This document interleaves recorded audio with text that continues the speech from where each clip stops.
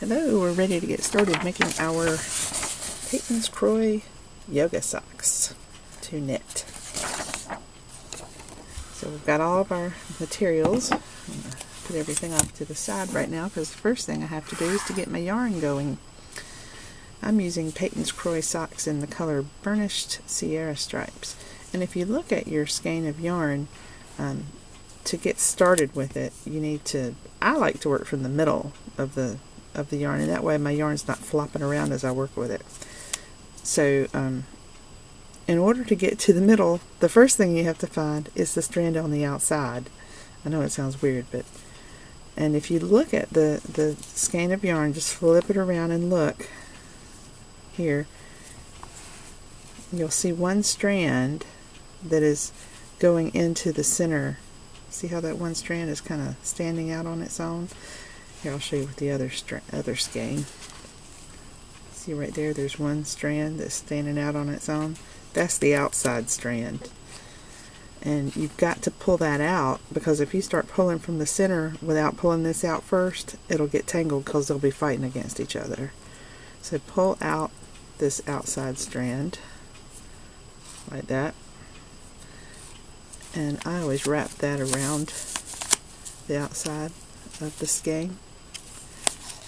And I hide it under the label.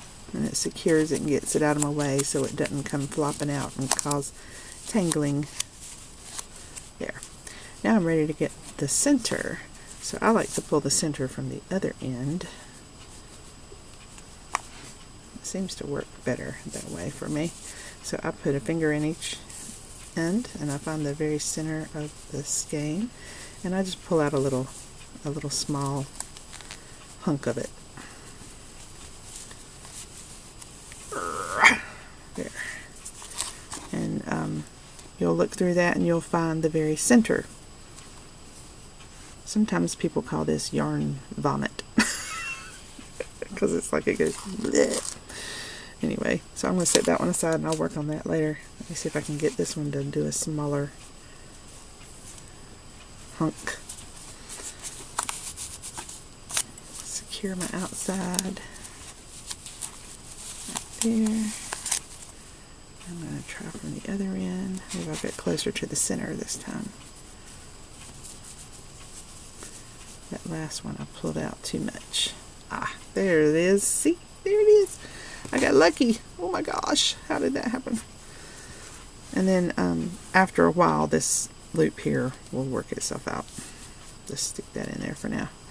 So now I've got a nice flow. I don't have that other outside strand tangling with it, causing a wreck. So this one was easy to get started.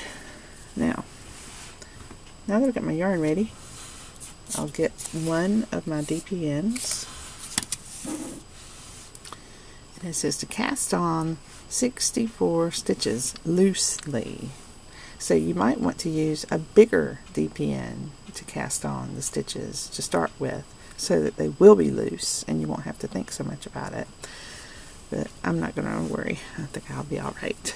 So I'm going to do long tail. So for me to do long tail, I'm going to have to pull out probably about 3 feet or so, I guess. I'm going to pull out 3 feet just in case. So about a yard. There. And if you want to try to make your socks match the stripes, what you can do is look at the color changes. And see, I've got, when I pull out about a yard, then I'm right at the spot where orange changes to brown. So I can write a little note here at the top of my pattern that I am starting my cast on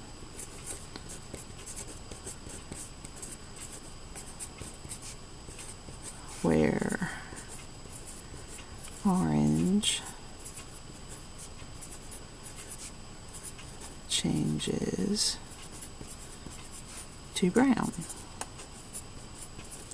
And that way, when I start my next set, I'll be starting at exactly the same spot in the color transitions, and it should make my stripes match. If I'm lucky. Sometimes I'm not so lucky. So I'm starting right there where that color change is happening, you see? So I'm going to cast on 64. So I already have one because of the spot where I laid on there. 2, 3, and remember to cast them on loosely. 4, 5, 6,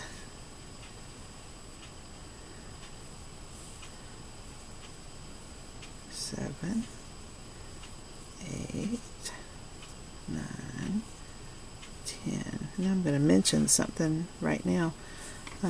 Lots of times as you see me cast on my knitting videos, you'll see me drop the yarn out of my hands occasionally.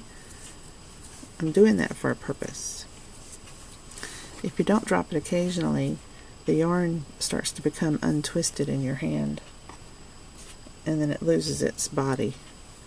So you have to drop it every once in a while and let the twist get back in there. So that was 10, 11, 12, 13, 14, 15, 16, 17,